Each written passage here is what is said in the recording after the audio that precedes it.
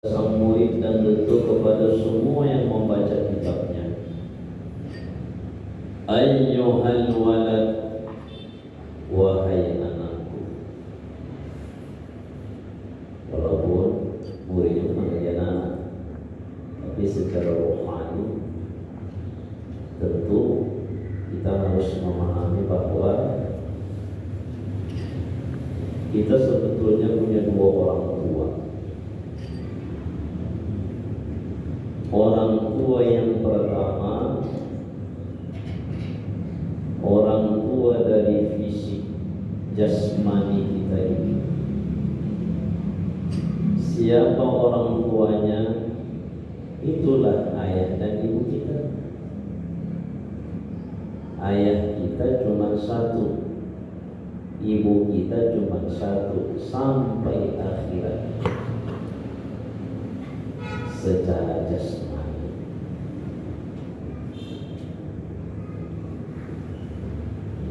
Ayah secara agama, ayah juga secara biologis.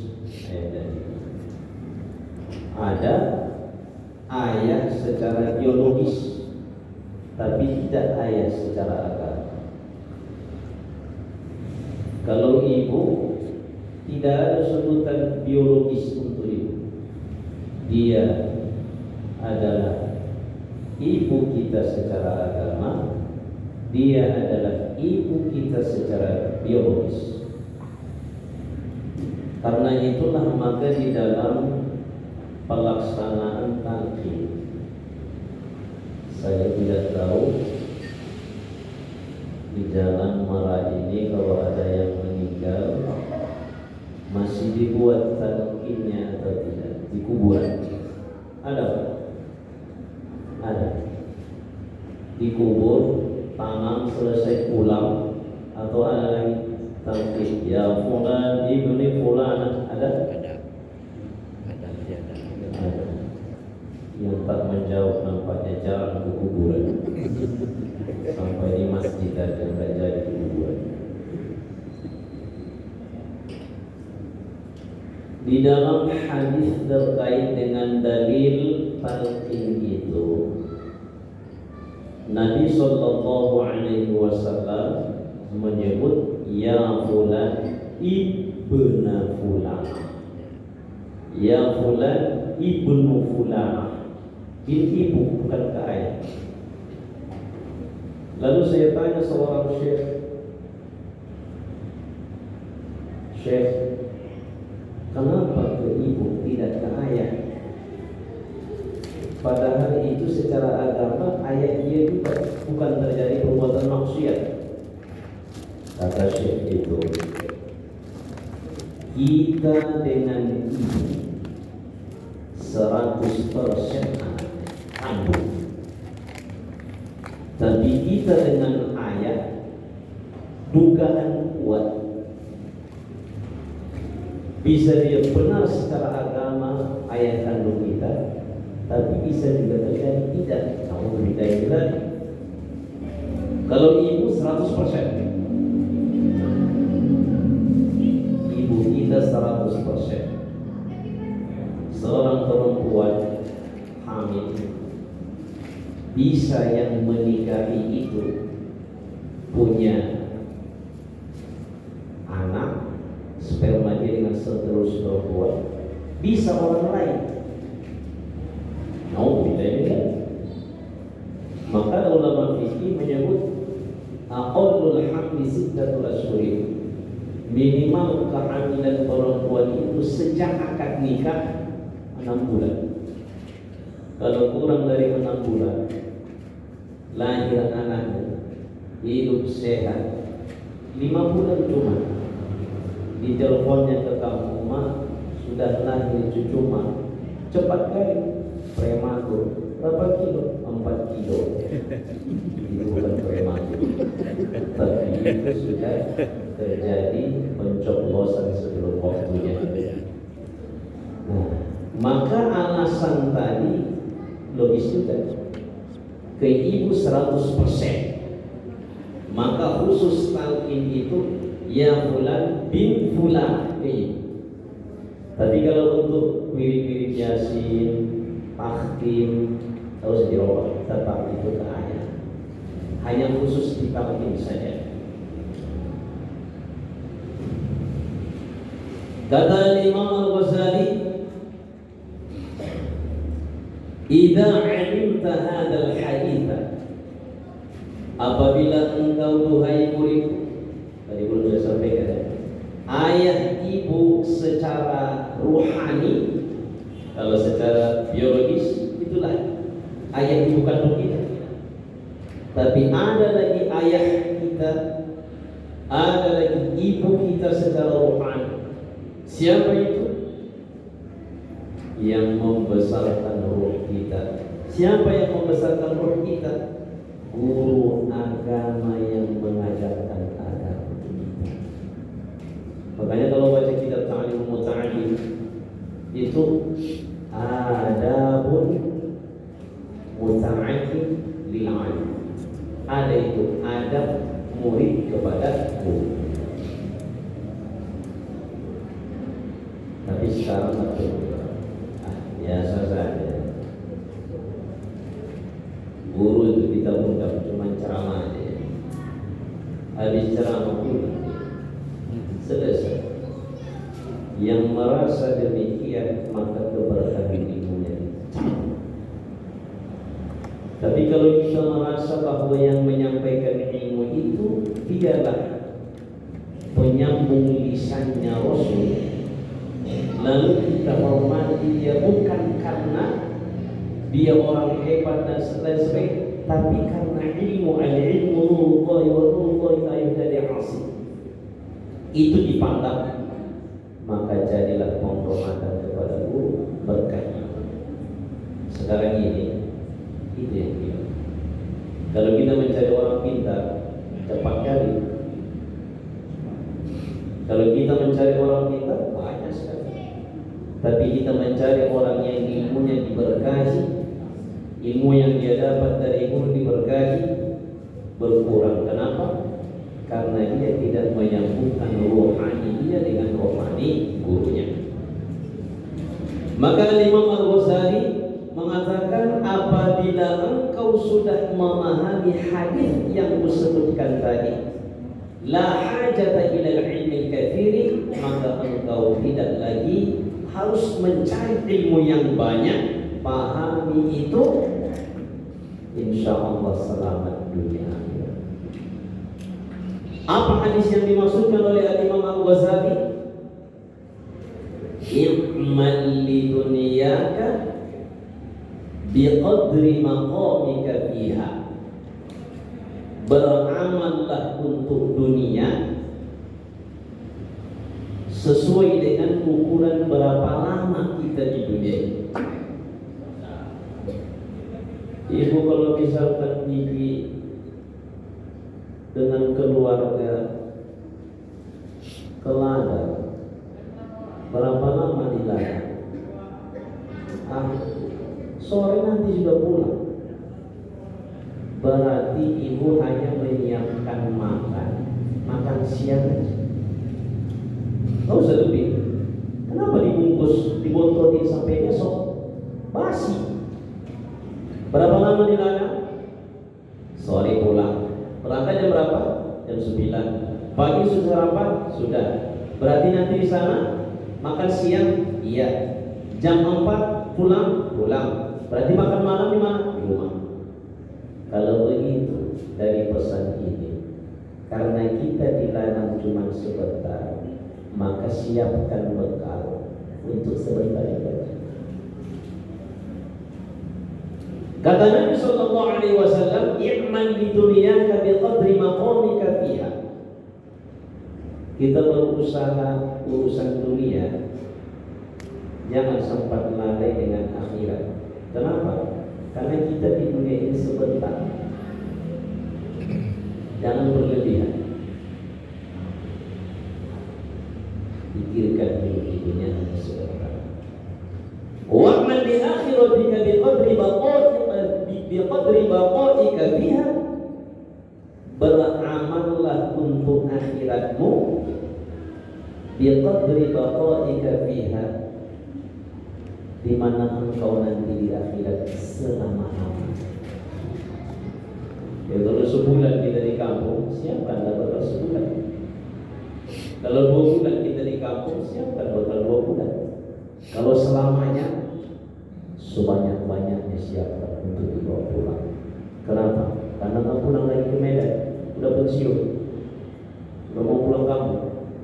Dan semua persiapan untuk selama-lamanya di kampung siapkanlah sekarang. Kita di akhirat ada lagi akhirnya. Inna yawman 'inda Allahi ka'alfi sanatin mimma ta'udun. Satu hari kita di akhirat samalah ukurannya 1000 tahun di dunia. Satu hari aja nanti di akhirat perumpamaannya 1000 tahun di dunia. Mana ada yang umurnya 1000 tahun di dunia?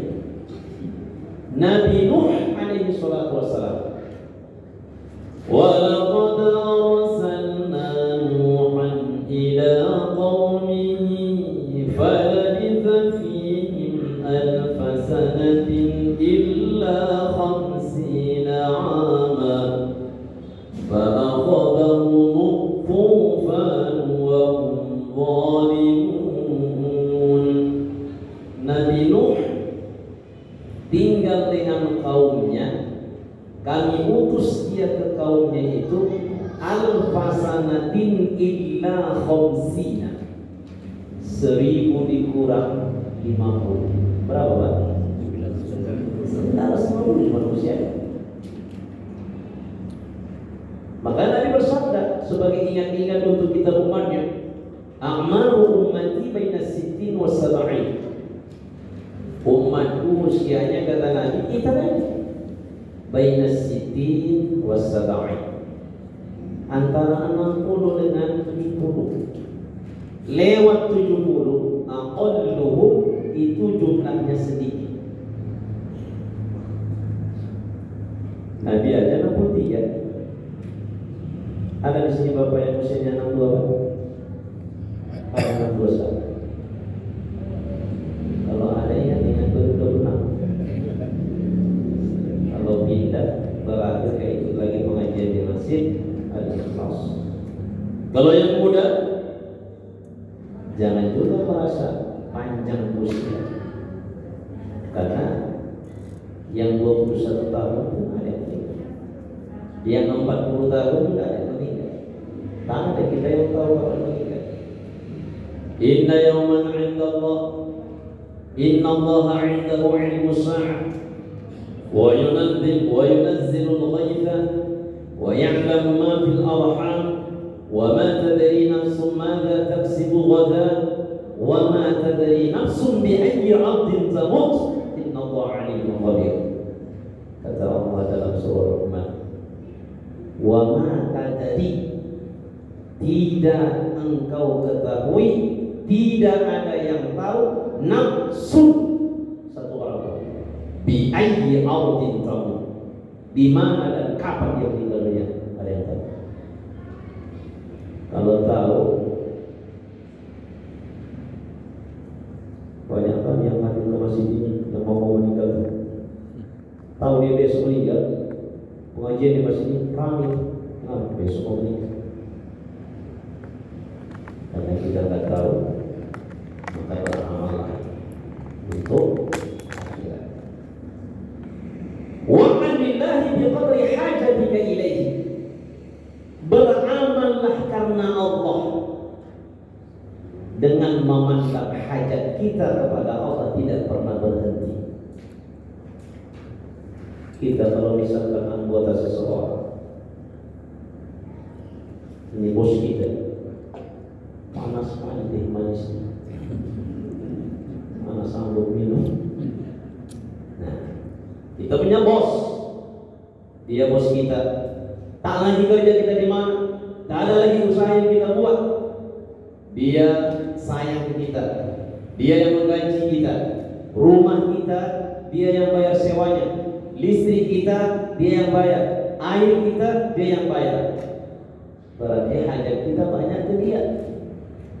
Tentu apa yang dia suruh, siap komandan. Datang ya, siap komandan. Sekarang coba tarik kita ke Allah. Hajat kita kepada Allah setiap saat tidak ada hentinya.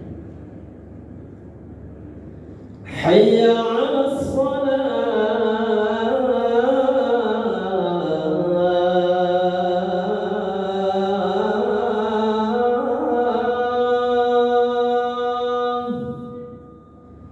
Hayya 'alas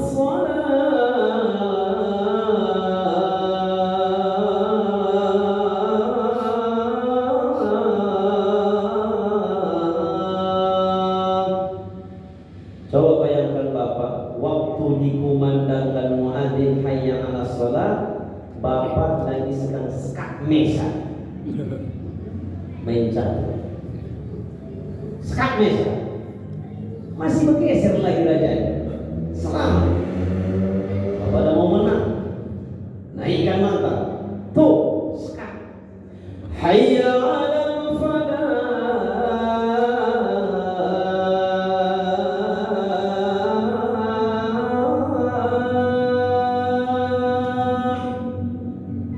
Bergeser rajanya, naik, hayya 'alal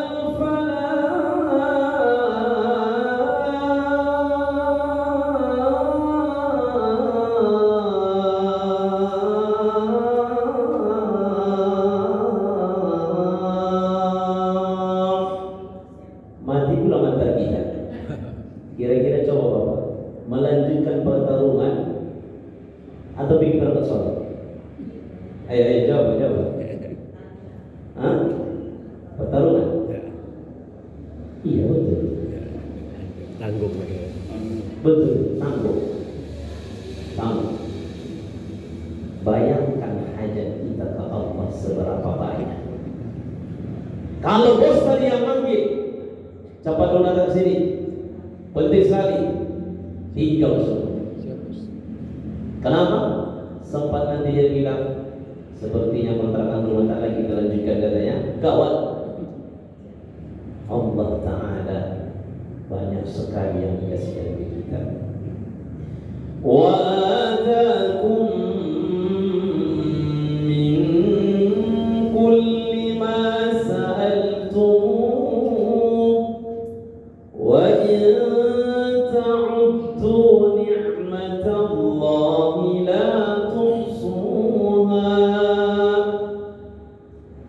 Saya berikan kepada kalian, kata Allah, yang kalian minta, yang tak kalian minta pun saya kasih. Kalau kalian menghitung nikmat yang Allah berikan, la tuhsuha, tak terkira banyaknya berapa, tak terkira. Masih di situ lidah masih. Bayangkan sekarang nikmat lidahnya, bos yang lain, dengan lidah yang sehat, masih manis ibu rasa manis. Dengan lidah yang sehat, masih bisa Bapak Ibu mengunyah risol. Ada risol? Yang dia ada namanya risol. Risol. Bayangkan ketika ibu pas makan, lebih panas lagi dari teh manis ini, terminum ibu langsung gosong lidah, maka hilang rasa nikmat yang disebutkan tadi. Baru itu. Bagaimana kalau dulu tergigit dan lain sebagainya? Banyak sekali nikmat yang Allah berikan. Setelah hilang baru kita sadar. Bapak Ibu di sini ada yang pakai kacamata. Bapak pakai kacamata. Sebelum pakai kacamata kurang sadar kalau nikmat mata itu besar. Setelah pakai kacamata baru hilang kacamata. Siapa ibu-ibu yang jalan kurang sopan saja. Oh, dia tampar becanya juga. Makin dekat, rupanya istrinya. Udah gak kenal lagi sama orang. Baru dia sadar betapa besarnya nikmat mata ini. Maka Allah singgung itu dalam Quran. Lahum qulubun la yafqahuna biha. Ada hati manusia tapi tak berpikir, pikirannya tak digunakan untuk mengingat-ingat Allah. Walahum a'yunun la yubasiruna biha. Ada mata tapi tak mereka gunakan melihat yang diridhai Allah. Walahum adhanun la yasma'una biha. Ada telinganya tapi tak digunakan mendengar yang baik. Ulaika kal an'ami bal hum adall. Kata Allah, yang seperti itu punya hati dan pikiran tak digunakan memikirkan ciptaan-ciptaan Allah, punya mata tak digunakan melihat yang baik, punya telinga tak digunakan untuk mendengar yang baik. Ini Allah yang mengatakan, ulaika kal an'ami bal hum adall. Manusia yang seperti itu adalah kal an'ami, laksana hewan ternak. Apa itu hewan ternak? Bisa unta, bisa lembu, bisa kerbau, bisa kambing. Dan ini majas. Bisa juga seperti bodan. Tahu apa bodan? Tahu ya bodan? Wah, kayak gitu. Kalau anak itu agak sopan, hewan ternak. Sebetulnya seperti hewan yang mana? Berarti Bapak Ibu, ceramah ini sebenarnya sasarannya ke saya juga, bukan ibu semua. Harus kita renungkan hati kita sudah kita gunakan selama ini dengan baik, mata kita dengan baik, telinga kita dengan baik. Kalau kita gunakan itu berarti mulia kita. Kalau masih kadang-kadang digunakan, kadang tidak, dengan mengaji itulah yang mau kita pukul diri kita supaya apa? Ya Allah, betapa banyak menggunakan mata telinga ini untuk yang tidak baik. Ya Allah, sadarkanlah diri saya. Itu harus kita lakukan. Maka kata Nabi sallallahu alaihi wasallam, wa'mal lillahi biqadri hajatika ilaih. Beramallah karena Allah, sebab tidak ada satu detik pun waktu yang lepas kita dari Allah. Selalu kita berhajat kepada Allah. Wa'mal linnari, dan beramallah linnari biqadri sabrika 'alaiha.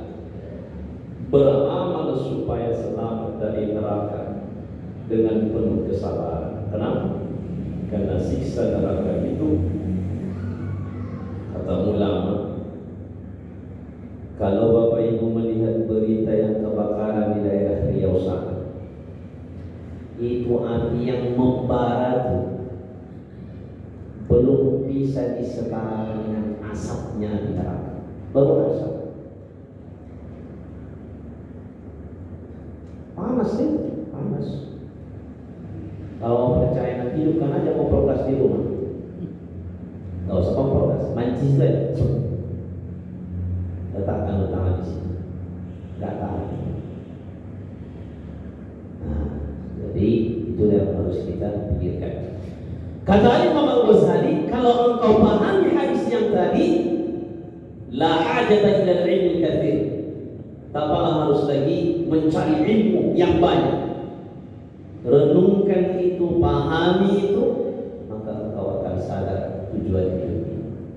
Wa ta'ammal fi hikayati ukhra, dan coba renungkan ada cerita, kata Imam Al-Ghazali. Hikayat. Apa hikayatnya? Wadalika Hatiman al-Asamma. Kata Imam Al-Ghazali ada namanya Syekh Hatim Al-Asam. Nama beliau sebenarnya Hatim bin Unwan Abu Abdurrahman.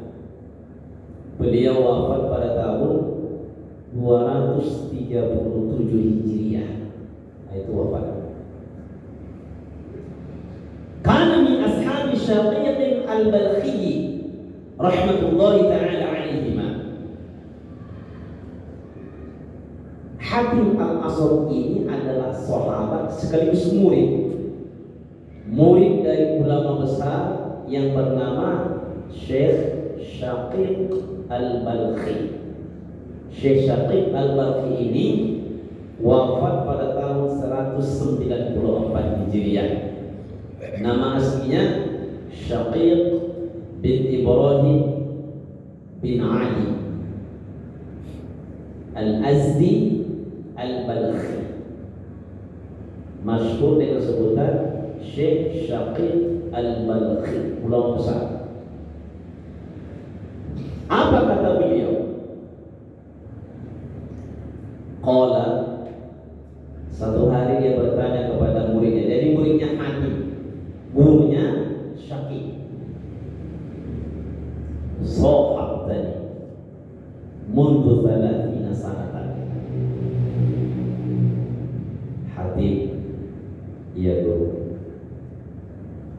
engkau belajar ke saya sudah 30 tahun. 30 tahun belajar. Kita belajar cuma wajib belajar 9 tahun. Sama SMP.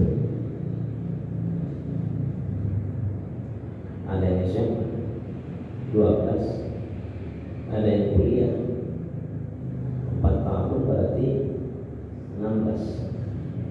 Ada yang sampai 19 tahun. Kenapa? Nggak selesai skripsi.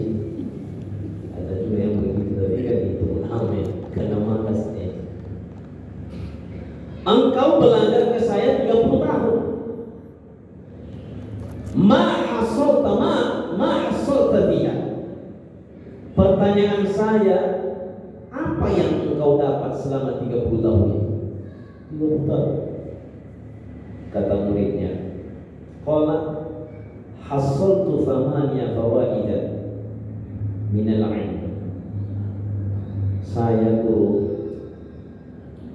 dari 30 tahun belajar bersama dengan guru, ada 8 faidah, 8 poin wa hiya takfini minhu. 8 poin lah yang kusimpulkan dari semua ilmu itu, dan saya merasa itu cukup dengan saya. Li'anni arju khalasi wa najati fiha.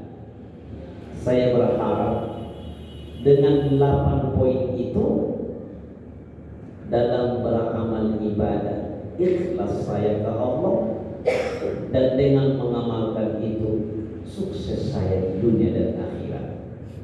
Faqala Syaqiq, mahia, apa itu yang 8? Kata Syekh Hatim, al-faidatul ula, yang pertama, inni nazartu ilal khalqi, saya perhatikan manusia tadi. Nah, ini berarti sering memperhatikan orang. Fara'aitu falikullin minhum mahbuban wa ma'syuqan yuhibbuhu wa ya'shuquhu.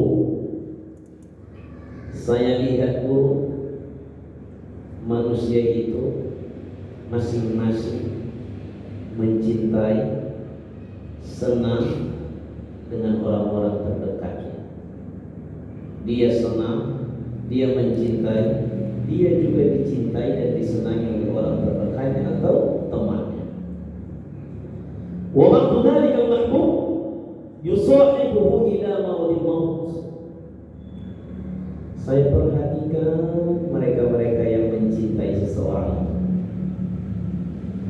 Dia sayangi, dia sampai wafat. Wa matu ila syafiril qabri,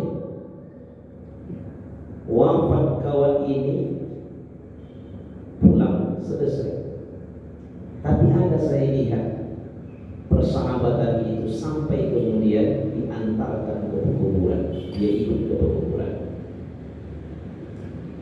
ثم يرجع كله ويتركه فريدا وحيدا ولا يدخل معه في قبره منهم أحد. Saya perhatikan teman-teman, setelah dikubur satu pun tak ada yang tinggal di situ, pulang semua. Pada fakar itu, lalu saya berpikir dan merenung, kata beliau. Waktu saya berkata dalam diri saya, afdalu mahbubil mar'i ma yadkhulu fi qabrihi wa yu'anisu fihi. Teman itu sesungguhnya yang terbaik.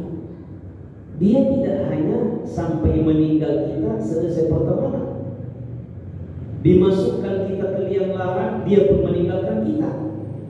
Tapi yang kurenungkan itu sahabat yang sesungguhnya dia harus bersama dengan kita sampai ke kuburan.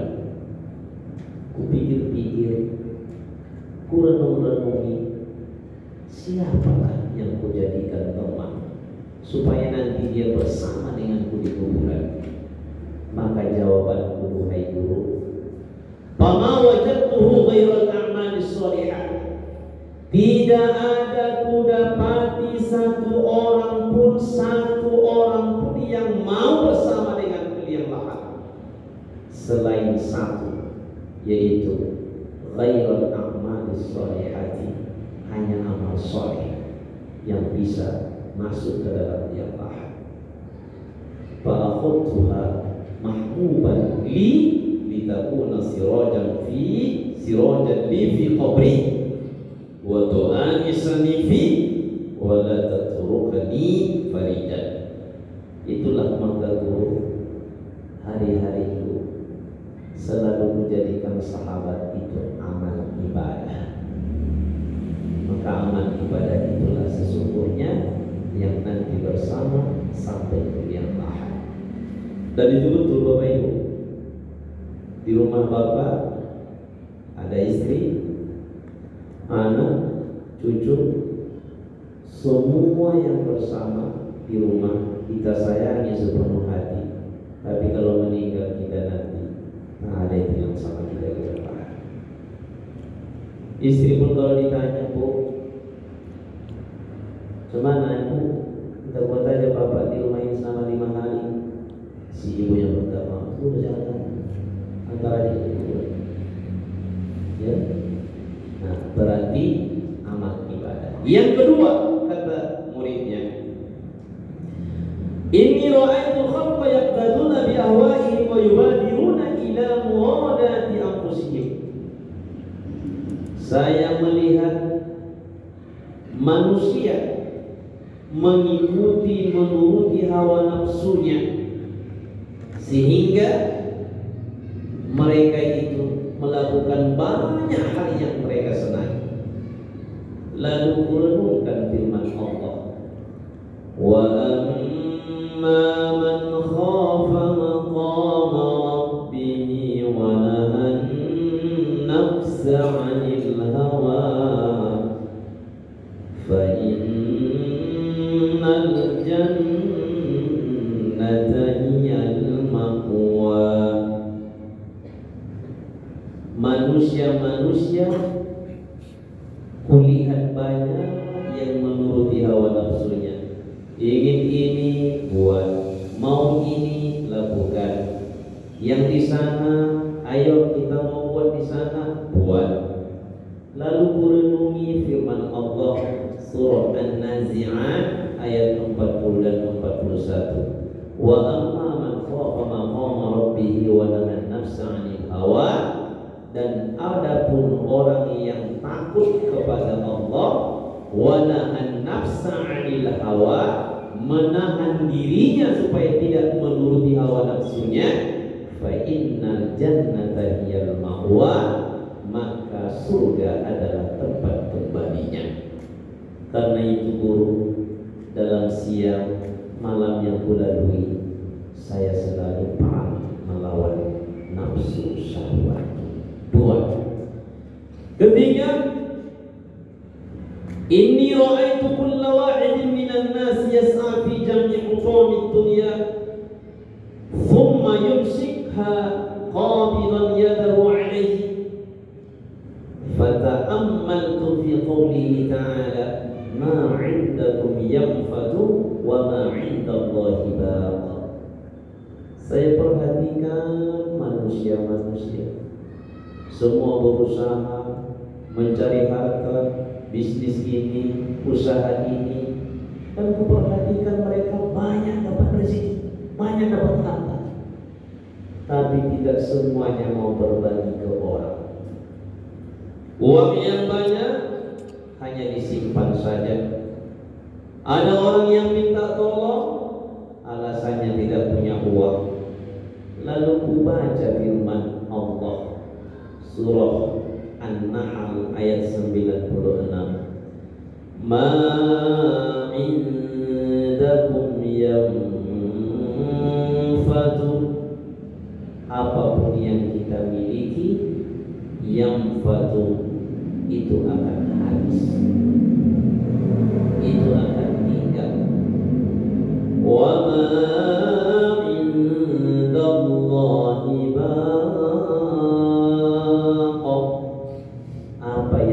serahkan ke Allah, baqin, itu akan kekal selamanya. Apa artinya? Kalau harta didapat banyak, disimpan-simpan, dimakan, dipuasi menuruti hawa nafsu, maka semua harta itu tinggal, tak ada jadi amal ibadah.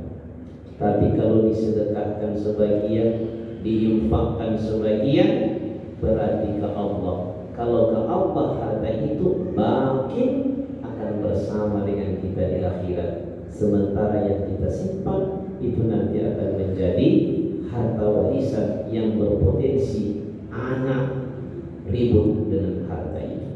Namun tidak. Karena itu saya babadaltu mahsuli minat dunia liwajhillahi ta'ala.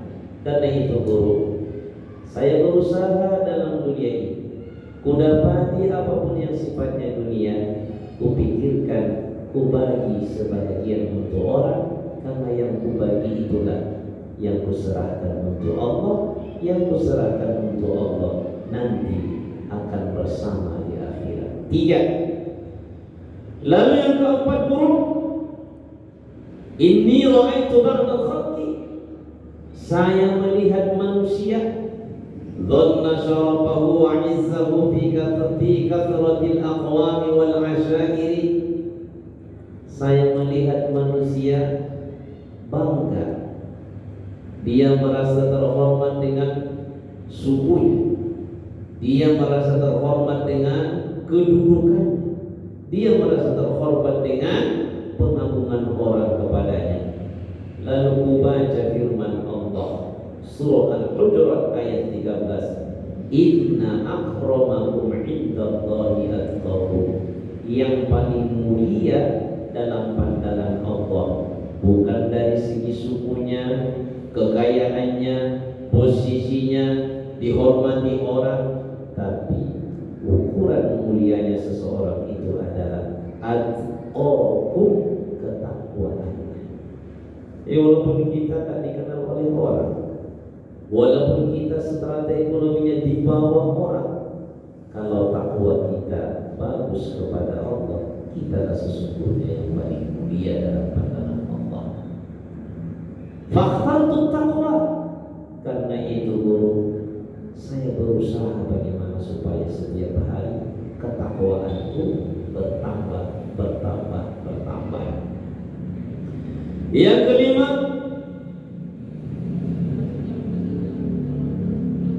inni ra'aitu an-nasa yadhunnu ba'dhum ba'dha wa yahtabu ba'dhum ba'dha fa wajadtu dhalika min al-hasan hasad wal jahi wal ilm. Saya melihat manusia buruk, banyak yang saling ejek mengejek, bermusuhan, dengki. Karena apa? Karena ingin mencari popularitas, karena merasa lebih pintar dari orang, karena merasa lebih kaya dari orang.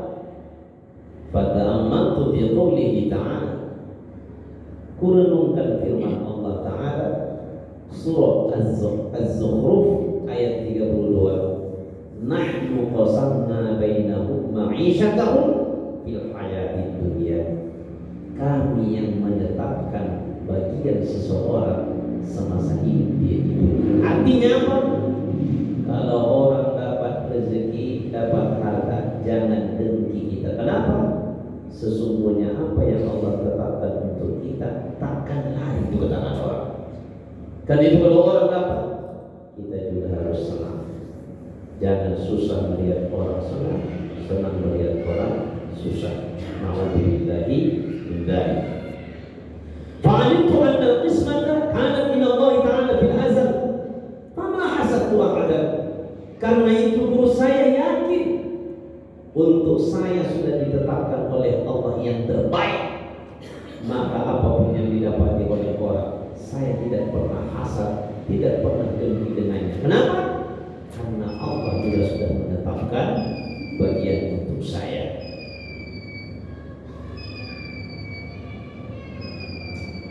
Yang keenam, saya lihat manusia bermusuhan, menganggap ini lawan, menganggap ini adalah musuh. Fata'ammantu qoulahu ta'ala, kurenungi firman Allah Ta'ala surah Fatir ayat 6. Inna syaitana lakum aduwwun fattakhiduhu aduwwa. Sesungguhnya musuh kalian itu adalah syaitan, maka jadikanlah syaitan itu sebagai musuh. Fata'ammantu, saya merenungkannya. Fa'alimtu, saya menyadari annahu la tazuzu adawatu ahadin ghairi syaitan. Tidak boleh kita menjadikan siapapun musuh kecuali syaitan. 7. Inni ra'aitu kulla ahadin yas'a bi jiddin wa yatadiyu bi mumalaqatin. Saya melihat manusia luar biasa usahanya mencari dunia, luar biasa dia untuk mencari makan dan minum, sehingga tidak peduli lagi dia halal haram, yang haram pun jadi, sehingga hina dia dengan usaha yang melakukan haram itu. Fata'amman fi qouli ta'ala, kupikirkan firman Allah Ta'ala surah Hud ayat 6. Wa ma min dabbatin fil ardi illa 'ala Allahi rizquha. Tidak ada satu pun yang hidup di bumi ini melainkan rezekinya itu ditanggung oleh Allah Subhanahu wa Ta'ala. Fa'alimtu anna rizqi 'ala Allahi wa qad taminahu.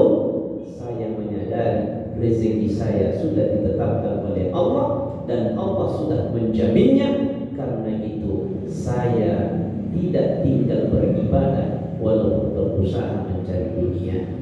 Ibadah tetap kulakukan, usaha dunia tetap kulakukan. Taklah saya seperti orang yang mencari dunia lupa ibadah. Kenapa?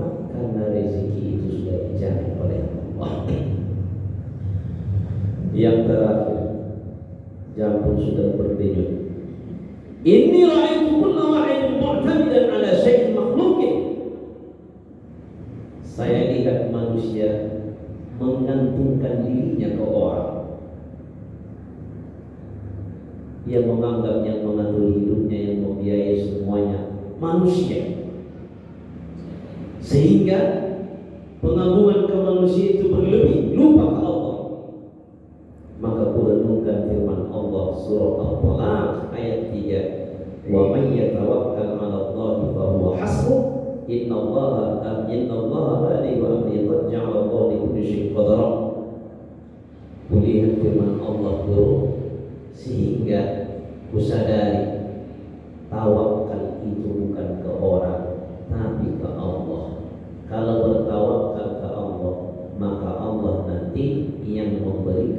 kecukupan kepada kita.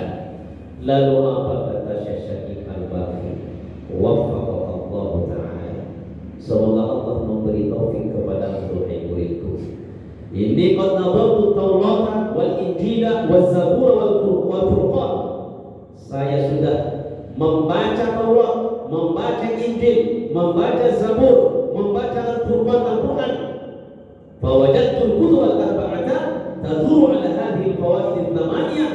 Maka di kitab-kitab yang empat itu, poin yang paling penting itu berputar pada 8 faedah yang engkau sebutkan tadi. Faman amila biha kana amilan bihadhihi kutub al-arba'ah. Siapa yang mengamalkan 8 ini berarti dia sudah mengamalkan kitab Taurat, Injil, Zabur, Al-Quran. Mudah-mudahan kita semua diizinkan oleh Allah, dibantu oleh Allah untuk bisa menyadari 8 faedah tadi. Amin ya rabbal alamin. Subhanakallahumma wa bihamdika asyhadu an la ilaha illa anta astaghfiruka wa atubu ilaik. Alhamdulillah.